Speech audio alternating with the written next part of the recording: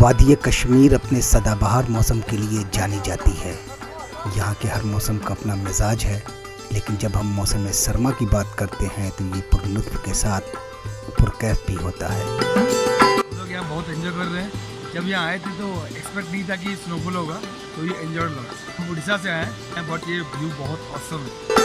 मौसम ख़ज़ा में भी सयाहों की अच्छी खासी तादाद यहाँ की कुदरती खूबसूरती से माइल होकर वादी का रुख करती है। सयाह ज़िंदगी की मीठी यादों और हसीन तजर्बात के साथ ही यहाँ से लौटते हैं। मैं फर्स्ट टाइम आई हूँ यहाँ पे। हम लोग आए तो अचानक स्नोफॉल होने लगा और इतना अच्छा लगा, जैसे लगा कि हम जन्नत पहुँच गए।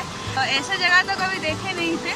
सब लोग को भी आना चाहिए और ये एंजॉय करना चाहिए। उनका मानना है कि वादी जितनी खूबसूरत है उतने ही यहाँ के लोग भी। ये लोग इंतहाई मेहमान नवाज और पुरखुलूस हैं, जिसके लिए सयाह इनका शुक्रिया भी अदा करते हैं।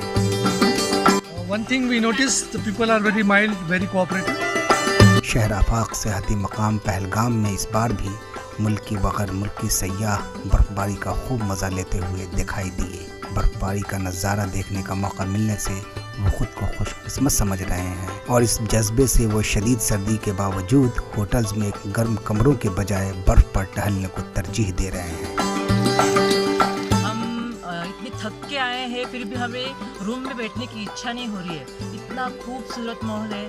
अभी हमारा ये देख के सब लोगों ने बाहर आके यहाँ पे एंजॉय करना चाहिए। सयाहों ने मुल्क व गैर मुल्की आवाम से कश्मीर आने की अपील की। उनका मानना है कि वादी से मुताल्लिक़ गलत तशहीर की वजह से लोग गलत फहमी का शिकार हो गए हैं।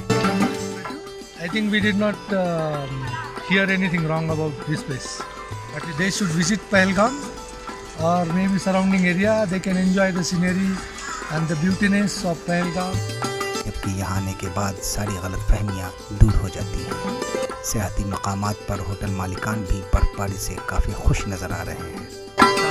एक महीने पहले ही बर्फ़ पड़ गया है, क्योंकि हम भी इसमें खुश है कि ताकि ज़्यादा से ज़्यादा यहाँ टूरिस्ट आए और हमें खिदमत करने का मौका दे यहाँ पे। और टूरिस्टों को भी हम वेलकम करते हैं। कश्मीर की वादियों में आप घूमिए, आप यहाँ रियल आप देखें कश्मीर में कैसे बर्फ़ पड़ता है। उनका कहना है कि बर्फबारी की वजह से सयाहों की आमद में इजाफे से उनकी आमदनी में भी इजाफा होता है।